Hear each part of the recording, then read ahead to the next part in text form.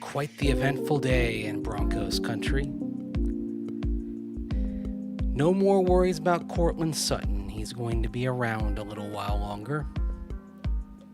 So let's talk about that contract. That 4-year deal that's going to keep him around.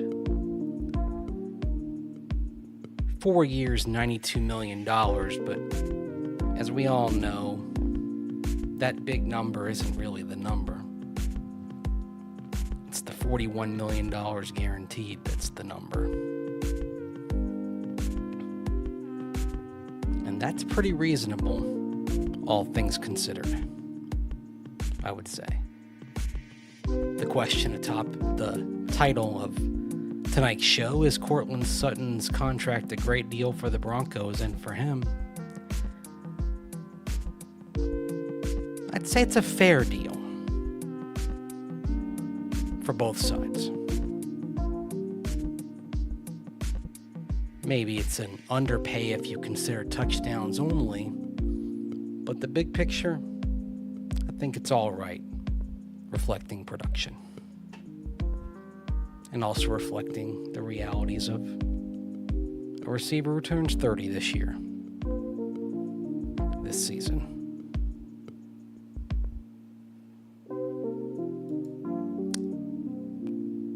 Good evening, good morning, wherever you are.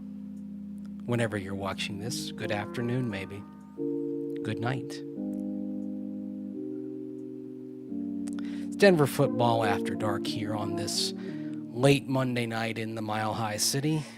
Or Tuesday morning, wherever you are, if you're in the Eastern or Mountain time zones, or maybe somewhere in Europe, or maybe Tuesday afternoon. I know some of you live check in from Australia, Asia, and points so far. So appreciate you riding with us here after a Sunday day off for the Broncos, and it was a day off for me as well. So thank you for indulging me on that.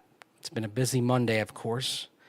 Broncos in pads on Monday for their practice. We'll get to that. It was a spirited practice, although marred a bit by the fractured thumb suffered by Alex Singleton toward the end, but it won't keep him out for long. The timetable they're looking at is 7 or 8 days back, and that's a pretty notable timetable because it would get him back on the field in time for the joint practice with the 49ers in Santa Clara, California. And that, I think, is key because as I was discussing with Cecil Lammey on Orange and Blue today, maybe you don't have him play in the preseason games against the 49ers and the Cardinals, but maybe you have him play alongside Dre Greenlaw in the joint practices, and that gets you the work you need to get him with Greenlaw and getting them up to speed in time for the regular season. But let's focus on Courtland Sutton's contract here. It's going to be 4 years, $92 million, and the 4 years starts in 2026. Now, he'll start getting the signing bonus, the guaranteed money. That'll kick in 2025, so we'll see what the impact is on the Broncos' salary cap for this year, and certainly the Broncos have some cap space, not a great deal at this moment, but they have some room, so you could maybe use some of it if you want. They have about $12.6 million according to Over the Cap, so maybe you could use a little bit of that on that guarantee, but maybe not too much because you obviously want to leave some space. 2026 right now, the Broncos are projected to have $46 million of cap space.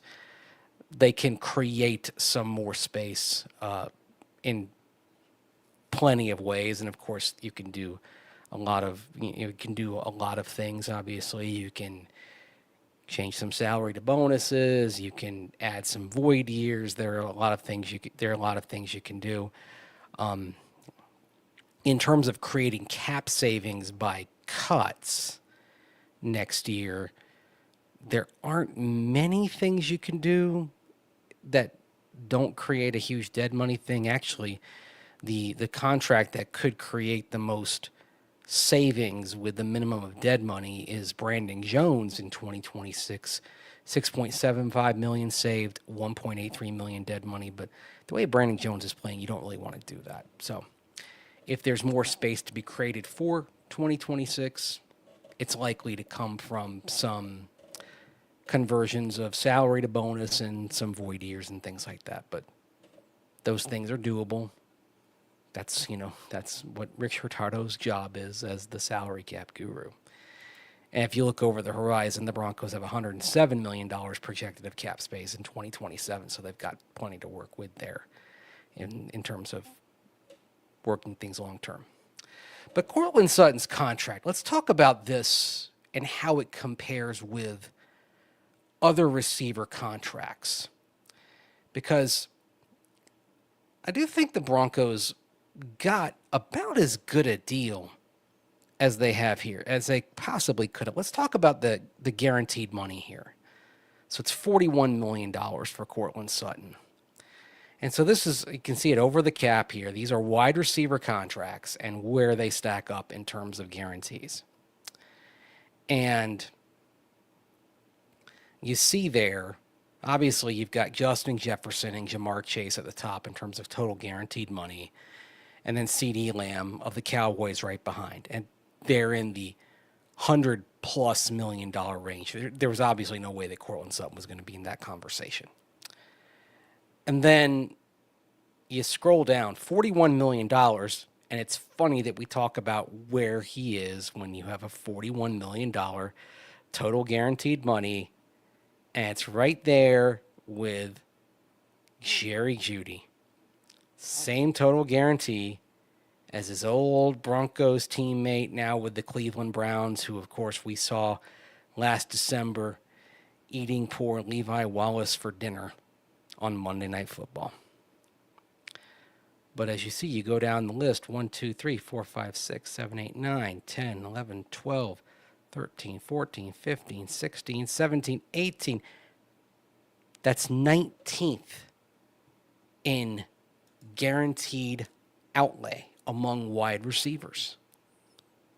So that's what you're looking at with this contract, tied for 19th in guaranteed money for Courtland Sutton. So you're not talking about the type of money that is elite receiver money. You're talking about solid number one receiver, because by definition, there are 32 teams and 32 number one receivers, just as there are 32 starting quarterbacks.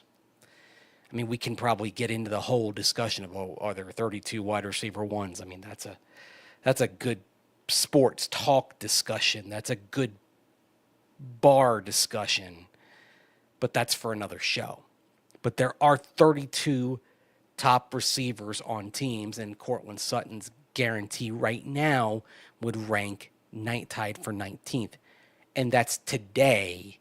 You presume by next March when the contract would kick in, because obviously he is on a deal that he's on the end of his deal, and it's a 4-year contract that starts in 2026 and goes through 2029. There will be other contracts that probably push him further down the list in terms of where the guarantee ranks. So maybe by April, we're talking about Courtland Sutton ranking 23rd, 24th in guaranteed money. And you say, okay, is this an underpay? Is this actually a steal of a deal for the Broncos?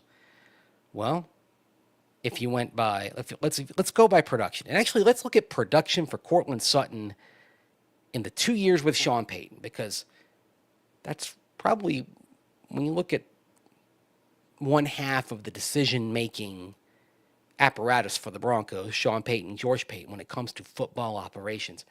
George Payton's been around for 4 years or for 4 seasons now in his 5th season. And this is the second contract he's given to Courtland Sutton because, of course, he was a part of giving him that contract in 2021. Remember, at midseason that year, you had the Courtland Sutton contract and then the Tim Patrick contract. They were bang, bang, right there in quick succession. So Sean Payton has seen 2 years of Courtland Sutton, in whose 2 years he has seen a receiver who, in that time, ranks tied for 6th in the league among wide receivers in receiving touchdowns with 18.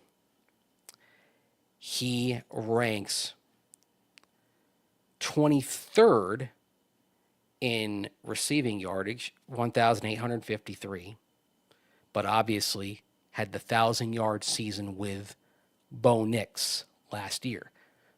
Fewer touchdowns in 2024, more yards. Very key. And if you put a premium on receptions, I think I'm more, if we're doing counting stats, probably more interested in yards and the receptions. Then you're talking about tied for 25th in receptions over the last 2 years with 140. He's tied with Calvin Ridley there. So you have the touchdown tally, which if you're talking about negotiations, you say, okay, he's pretty elite. Yardage, he's a little further down. Again, other things like drop percentage, for example.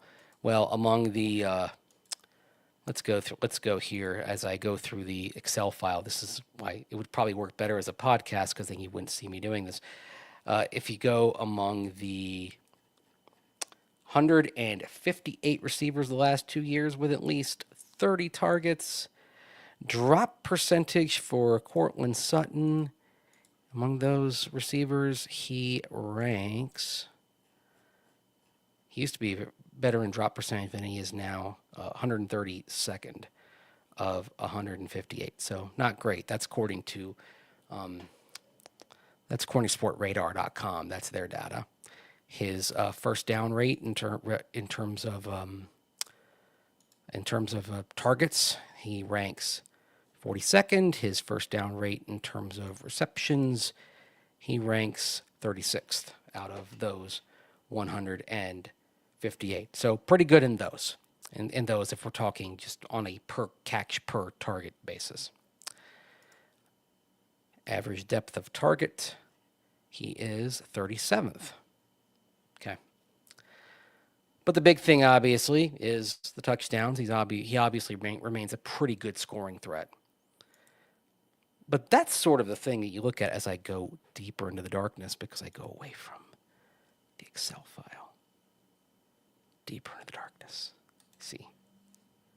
That's the little thing there. You see, little inside as far as how I do this.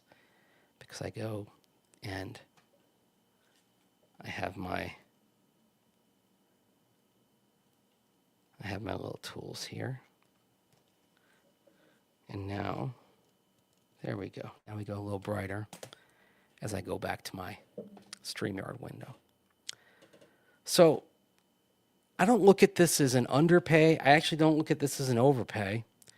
I look at this as pretty fair. Now, is there a concern about production as you get into the 30s? Yeah, I'll actually give credit to Jake Shapiro, coworker of mine at Denver Sports, that since 2010, only 10 players with 1,000+ receiving yards at 33 or older.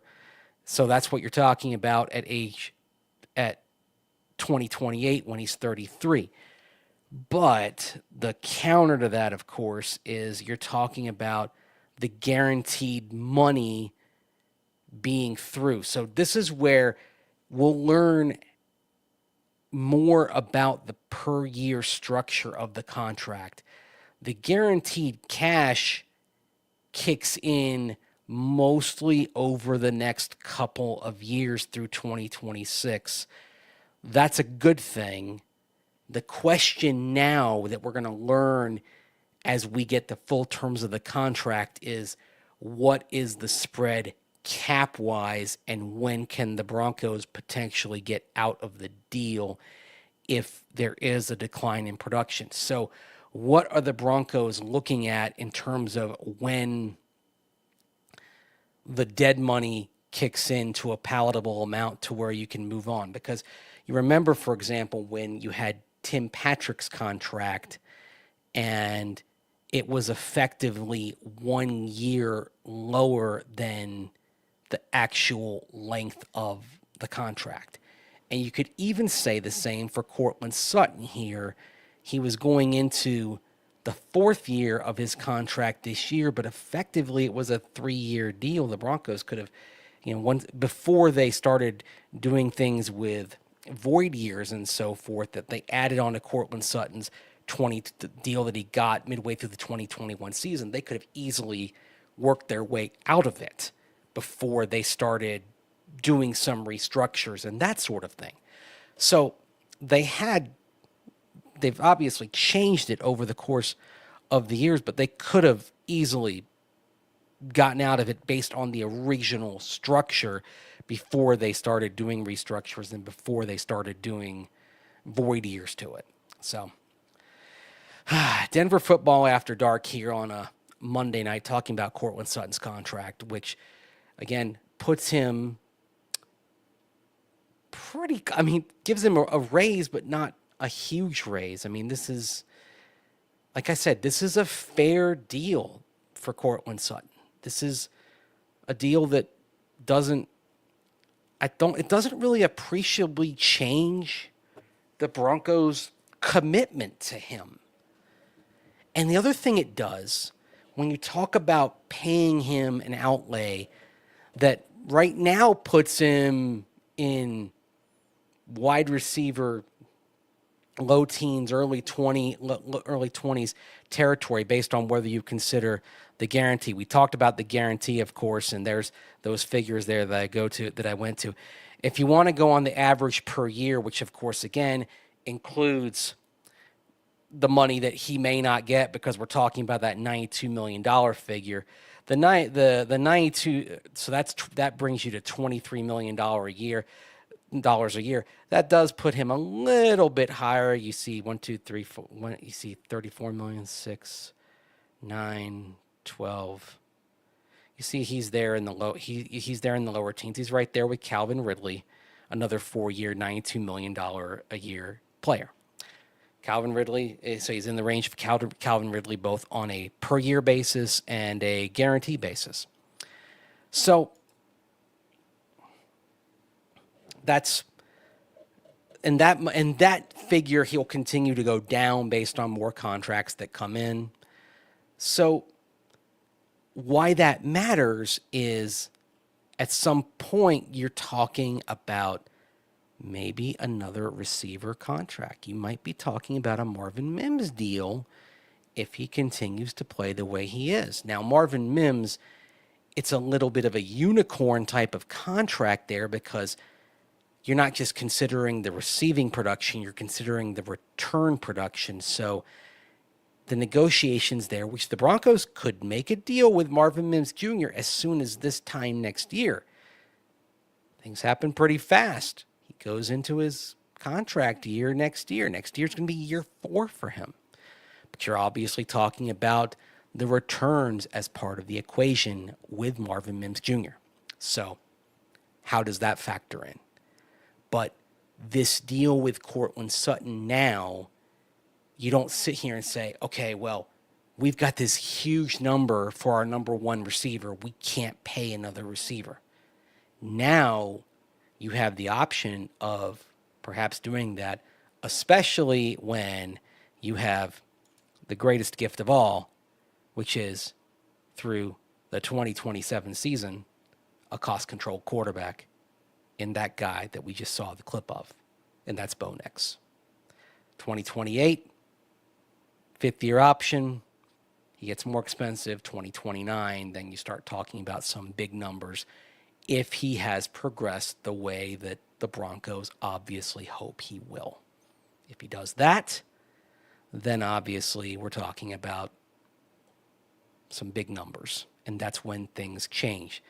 And that's another thing. So if Courtland Sutton were to play out the length of his contract, the last year would be 2029, and that would be the first year of Bo Nix on a second contract. And one imagines that a Courtland Sutton contract structure, when we see the per year breakdown of this, one would imagine this Sutton deal effectively, even though it's a 4-year deal, is probably more like a 3-year deal. So there may be some planning ahead for what things look like roster-wise if and when Bo Nix develops and if and when Bo Nix becomes more expensive.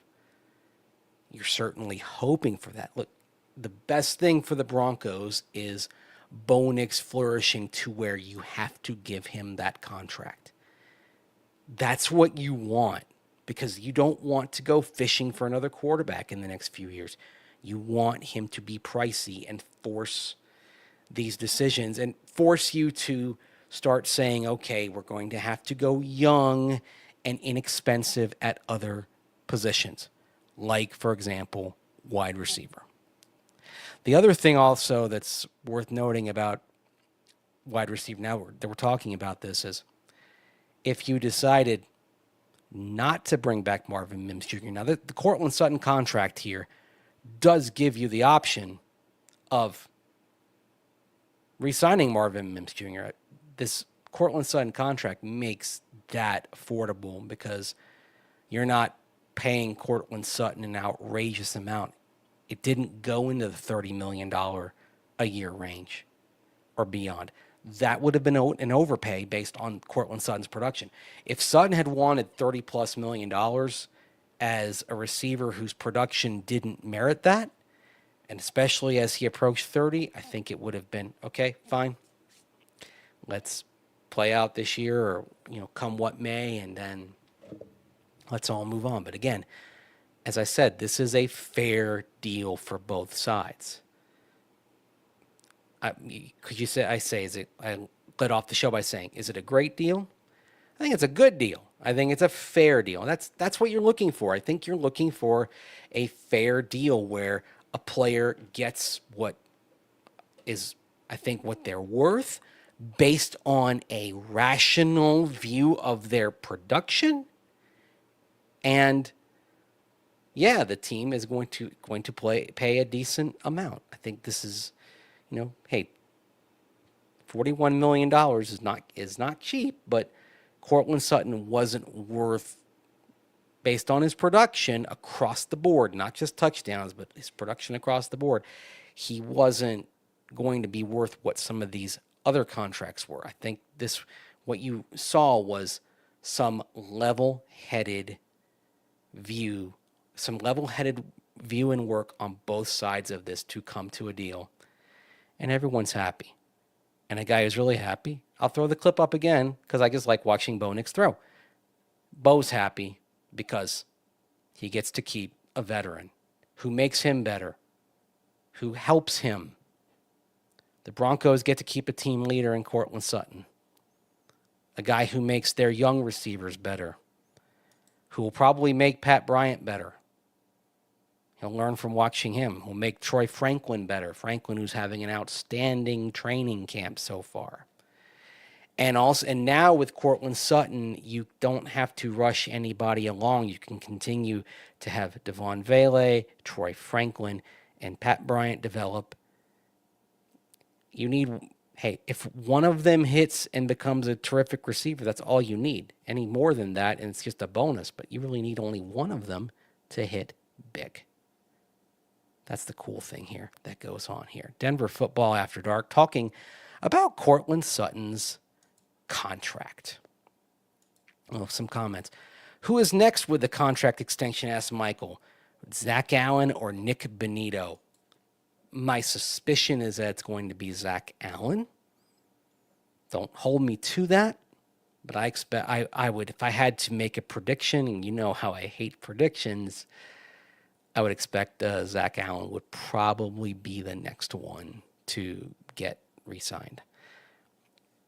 I think part of it also is I kind of sit there and say, okay, who's probably the more irreplaceable? Who's got the more unique skill set? Nick Bonitto is very productive, but I often talk about with Zach Allen those 40 quarterback hits from an interior defensive lineman, which of course no interior defensive lineman has done that in a season since Aaron Donald in 2018, other than Zach Allen. William, I wonder if Bo worked hard with Franklin in the offseason with the playbook. Well, Bo is very diligent, but I think that diligence in general rubs off on other guys. There'll be something I share with y'all later on this week. It was something that Adam Troutman told me on Saturday, just about how teammates follow Bo Nix's lead in terms of the study habits, how they see how well Bo dives into things, and then they follow him. That they watch him, they see, okay, he's putting in that extra work, and they realize, oh yeah, I've got to do that too. If he's doing that, I know I need to do that. It's the same kind of peer pressure almost that you saw in the Peyton Manning days. Sean asked me, sticking with 11-6, or are you ready to change your 2025 record 13-4? I say, oh, nope. Sticking with 11-6. Sorry. 11-6 is good against a very rigorous schedule. Look, 11-6 gives you a chance to do all the things that you aspire to do this season. I'm not moving off that. Maybe I will later, but I'm not moving off that right now.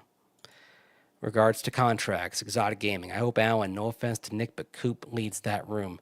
Yeah, and it's no offense to Nick, and Nick's a very good player, and he has a huge presence as well.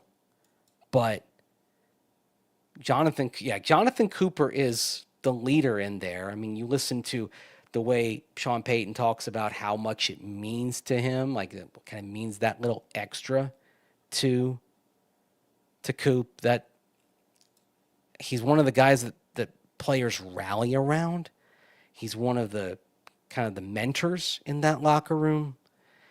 So, yeah, it's nothing against Nick Bonitto, but Cooper is kind of a leader of that edge room. And the other thing, again, nothing against Nick Bonitto, but it happens to be a room that's just so insanely deep. There's such quality there that the Broncos may have some guys that they can look at as well. So that may come as a factor. Sometimes you're making a hard decision based on what your roster possesses and what you can what you may end up doing long term. So a lot of people happy that the contract is done. Yeah, happy and that you don't have to worry about that. I mean, I guess we're sitting here late at night talking about this, and so I guess the question is everyone going to sleep a little better knowing that Courtland Sutton is going to be a contract for the next few years. Braxton Gregory, great news show and idea. College students, nice to have something in the afternoon. Yeah, I appreciate that.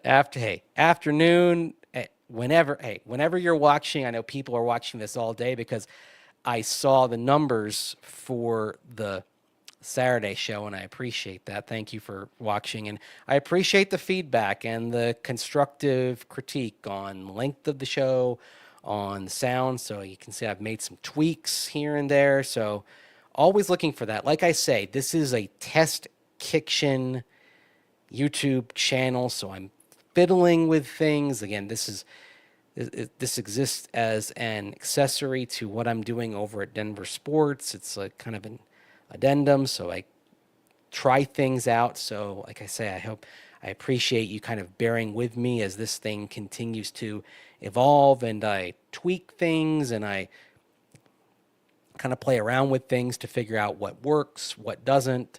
I mean, I watched some of the things I did last week, and sometimes I was thinking, okay, I like this, I didn't like this. Kind of fiddling with the algorithm as well and figuring out things like, okay, what's going to be the right length of a program, what isn't, what work, is it an hour and a half? Is it 30 minutes? Is it 40 minutes? Does this become something where I do a show that is based around one topic, and then we have shows that are just free flowing, that are separate, and it's just, comment driven? I don't know. And I don't know what this is going to look like. This is what's fun about it. So anyway, Roger, did you notice Zach Allen not giving 100% today? Not really, no, because I had him with a couple of pressures today in my notebook. So I can't really say that I did that. That's also, it's really, I often find it's a little bit dangerous to start saying a guy doesn't give 100% in a practice. We don't know what's going on, and also sometimes our view isn't the best, especially in team period. So again, I'll just say I had him with a couple of pressures today, getting through to Bo Nix and getting some disruption. So that's why I'm going to say I did not notice that. Roger also asking if I see Caleb Lohner making the 53. That is really an interesting question, because first of all, he had another nice catch today, and he may be becoming a guy that the Broncos have to keep on the 53 if he does enough to where they decide they can't slip him through to the practice squad. And he may be developing enough as a pass catcher to where they can't slip him through to the practice squad. That's something to consider. So, William, I think both parties came out good in the Sutton contract. That's, I think, where I am as well. The fair deal is kind of where I stand on this. Not, no one got ripped off here. It's sort of like last year. I felt the same way. There was, you have Courtland Sutton staying away from off-season work and then showing up in time for minicamp. So it wasn't a holdout because he was there when it was mandatory. And then coming back on a deal that had the incentives built in, not really change in terms of the base terms, but they changed the incentives. And then, of course, he went out and met those incentives based on the production of Sutton under the previous 2 years of the contract. To that point, I thought that was fair because he had not overplayed the contract to that point. Thus, it was a fair contract. I thought it was a little shaky to be asking for a renegotiation at that point. It was like he was asking for a renegotiation, asking for more based solely on touchdowns, when the body of work and the body of production was actually basically in line with where that contract was. So the Broncos put in the incentives, and he went out and met them. Hey, good.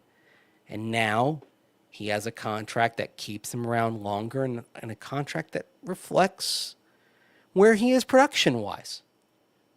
Puts him in that sweet spot of right there, 18 to 22 among NFL wide receivers. I think, again, it's a contract that's, I think, very clear-minded on both sides. And I like this. Exotic Game, talking about player extensions. Maybe time for a George Payton extension. Not the first time it's been mentioned on this show, and it's not going to be the last time it's mentioned on this show. George Payton is in year 5 of his contract, season 5 of his contract. Might be time to start talking about this, because GP works very well with Sean Payton and is doing pretty well. Pops, I wonder if the contract is too long for Sutton. A lot of young talent that could emerge as number one in the coming years. That's actually a fair question, I think. I think it's worth asking. And this is one thing to consider. If I mention what I say about Troy Franklin, Devon Vele, Pat Bryant, that you only need one of them to develop and you're feeling pretty good. What if two of them hit? Then what do you do? How do you find time for them? Are you trading a surplus? I mean, that's a fair question to ask. You might get something for them. Does that make Courtland Sutton tradable then as the veteran? That's another thing that could come into play as well. Here's another thing to consider.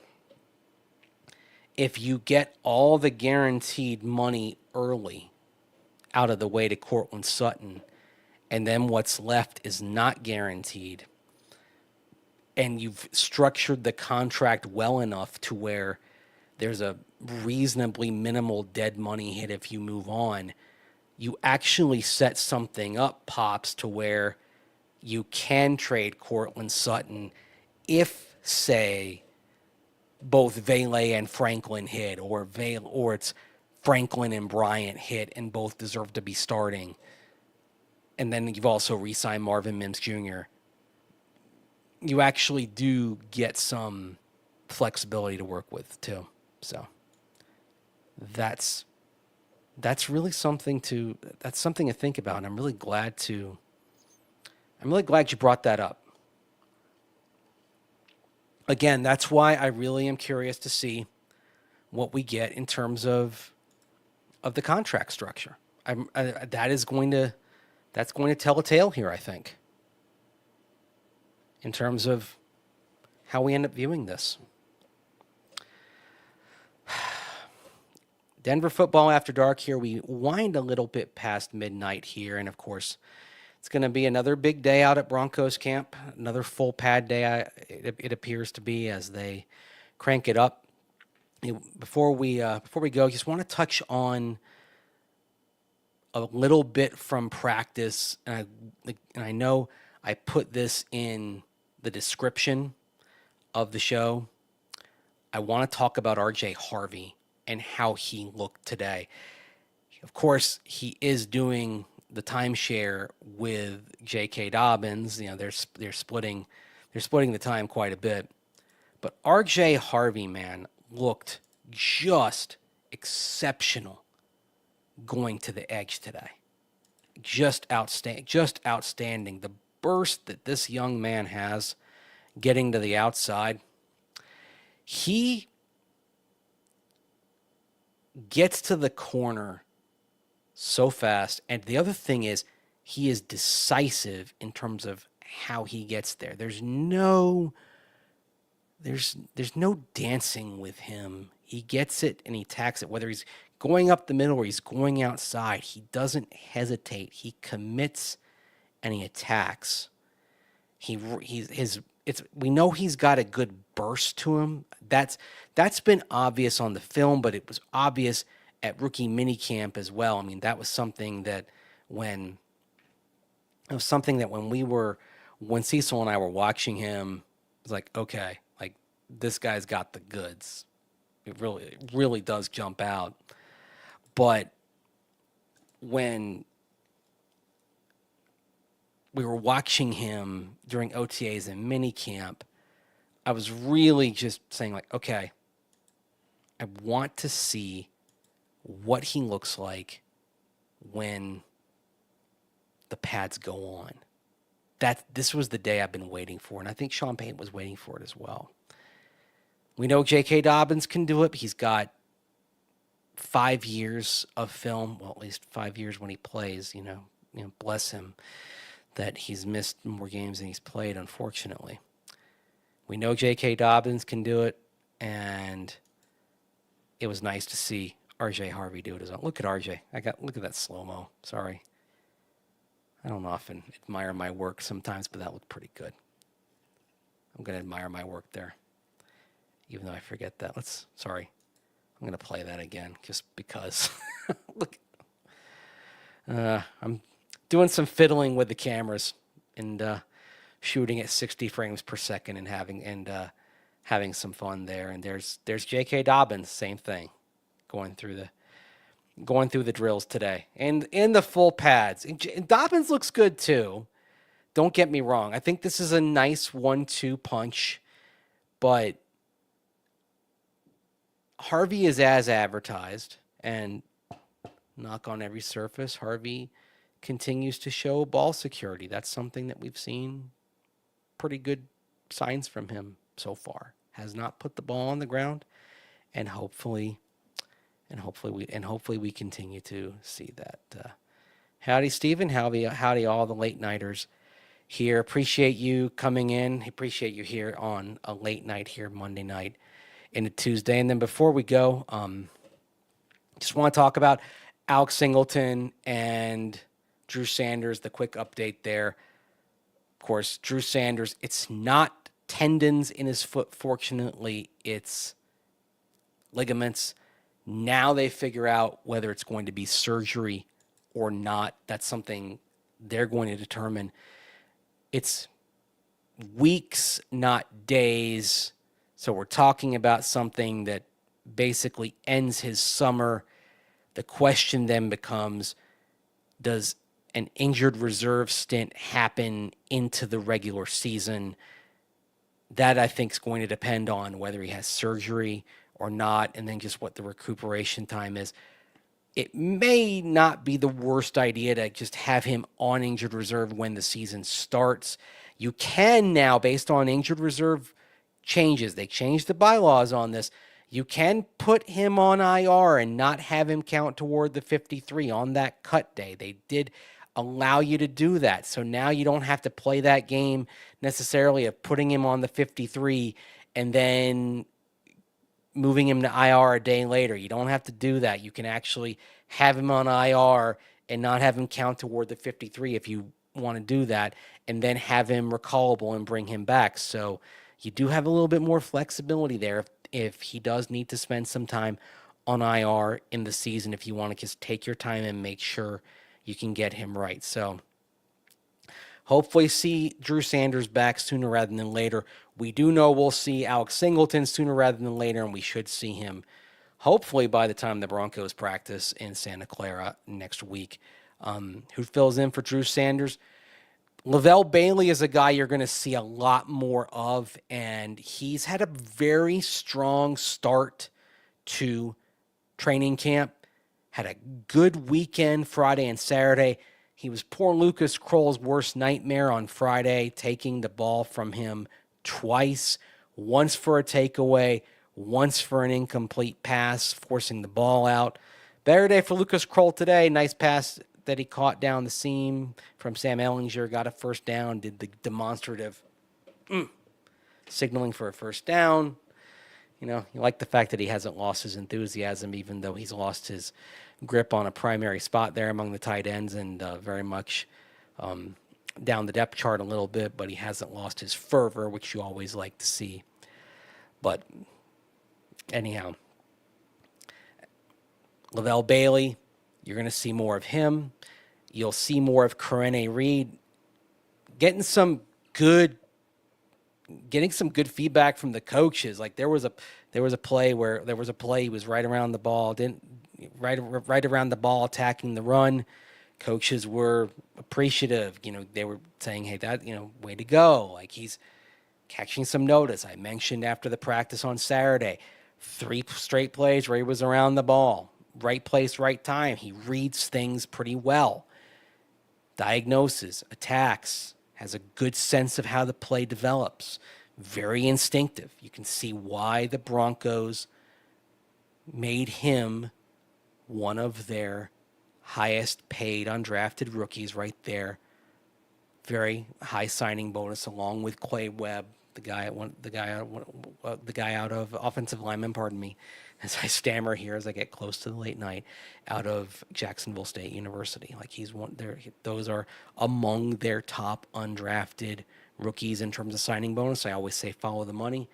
Courtland Reed right there.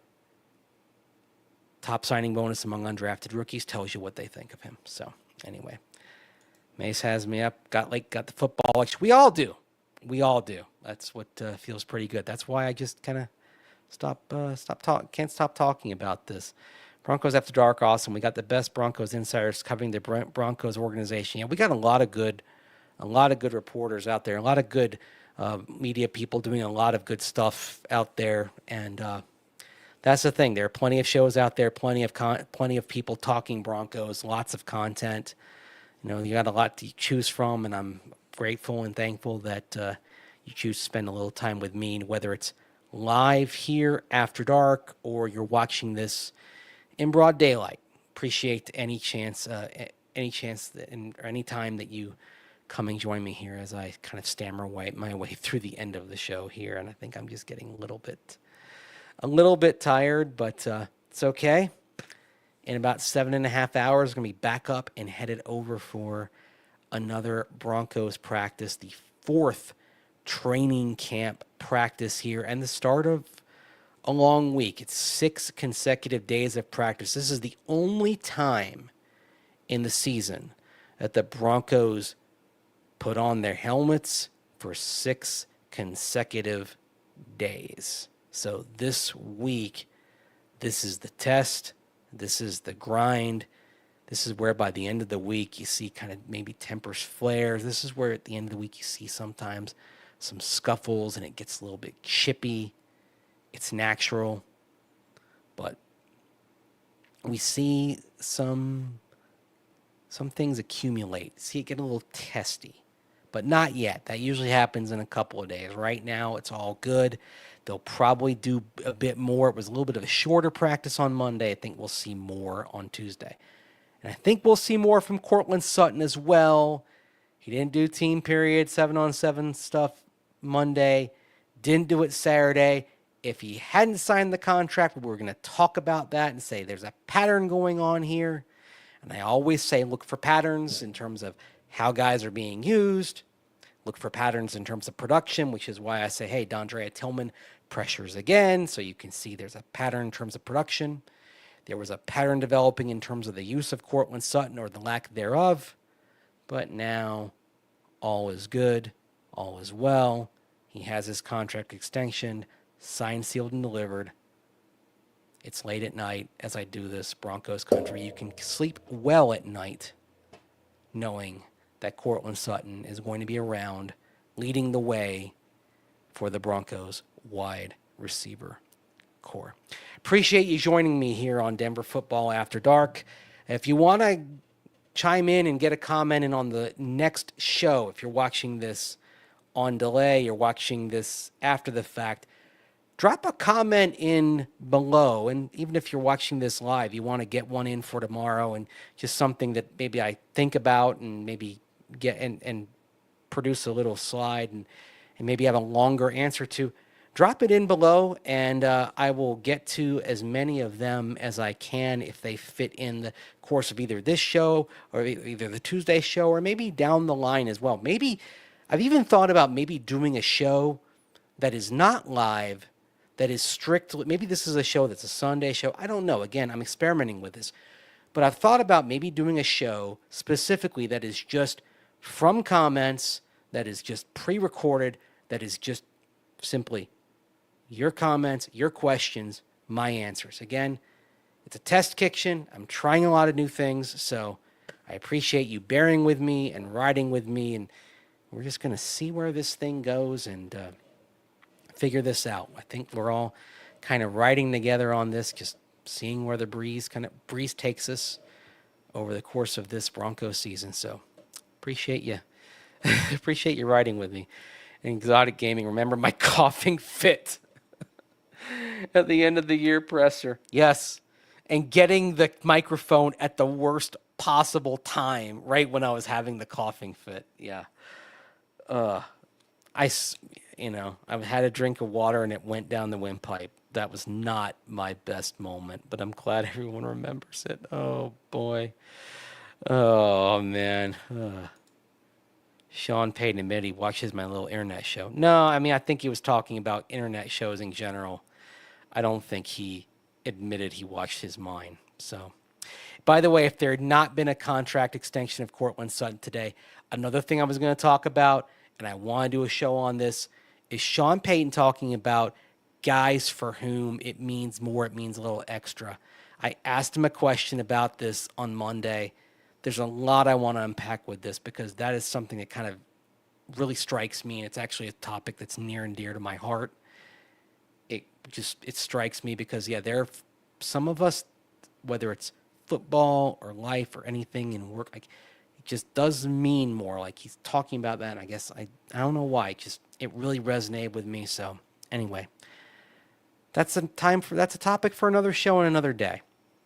Again, I've got plenty to talk about. So appreciate you riding with me here late into the night on Denver Football After Dark. Until next time, take care. Thanks for watching. And if you enjoy this, like, comment, share, subscribe, hit that notification bell so you never miss a vid. Join me and Cecil Lammey on Orange and Blue today, 5 p.m. Mountain Time weekdays. And, of course, I'll have a practice wrap at some point on Tuesday afternoon, recapping the key things, the 3 big things that went down during Broncos practice. And until next time, like I said, take care. Thanks for watching, and hope you join me again next time. Bye for now.